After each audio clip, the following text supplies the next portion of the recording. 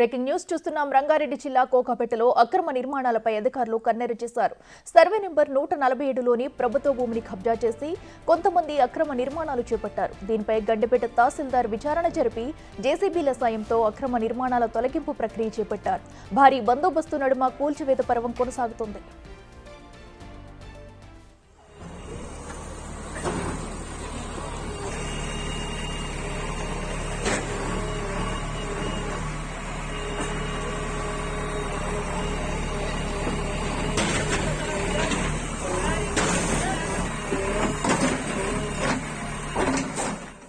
రంగారెడ్డి జిల్లా కోకాపేటలో అక్రమ నిర్మాణాలపై అధికారులు కొరడా జులిపిస్తున్నారు.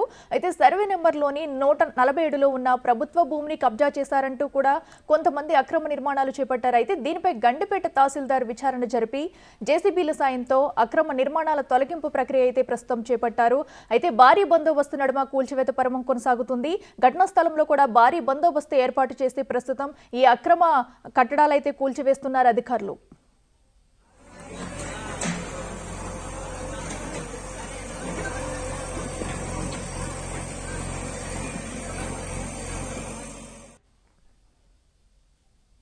ఇదే అంశానికి సంబంధించి మరింత సమాచారం మా ప్రతినిధి రాంప్రసాద్ అందిస్తారు.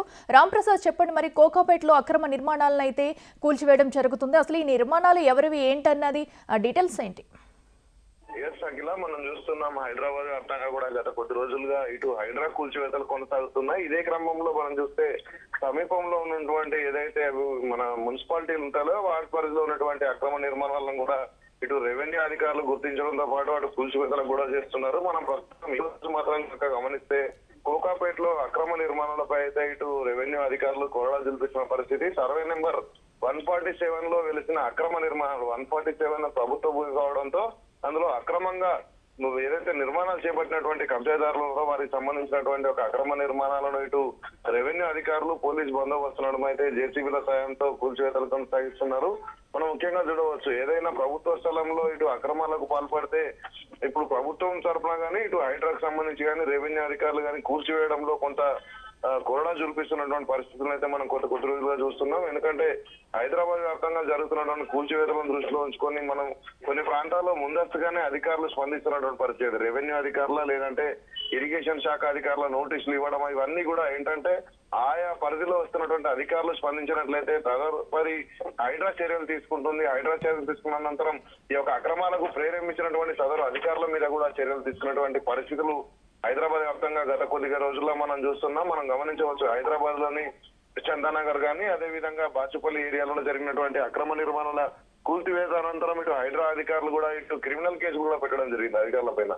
దీంతో సమీపంలో ఉన్నటువంటి ఏదైతే మున్సిపాలిటీస్ కానీ కార్పొరేషన్ పరిధిలో అక్రమ నిర్మాణాలు ప్రధానంగా ప్రభుత్వ భూములకు సంబంధించినటువంటి యొక్క అక్రమ నిర్మాణాలను గుర్తించడంతో పాటు వాటిని కూల్చివేత లక్ష్యంగా అయితే అధికారులు అయితే చర్యలు తీసుకున్నారు. మనకు ప్రస్తుతం ఈ రోజు కోకాపేటలో జరుగుతున్నటువంటి అక్రమ కూల్చివేతలు ఏదైతే ఉందో సర్వే నెంబర్ 147లో అక్రమంగా నిర్మించారు, ప్రభుత్వ స్థలం కావడంతో అక్రమంగా నిర్మించారంటూ కూడా అధికారులు నిర్ధారణకు వచ్చినట్లయితే కూల్చివేతలకు పాల్పడుతున్నటువంటి దృశ్యాలను అయితే మనం చూస్తున్నాం. ఇలాంటి కూల్చివేతలతో పాటు రానున్న రోజుల్లో ప్రభుత్వ స్థలాల పరిరక్షణలో హైడ్రాతో పాటు సంబంధిత శాఖలన్నీ కూడా స్పందించాలంటూ కూడా ప్రభుత్వం నుంచి ఆదేశాలు ఉండడంతో ఇలాంటి కొనసాగుతున్నాయని మనం చూడవచ్చు. అట్లా రైట్ రాంప్రసాద్, థ్యాంక్ యూ.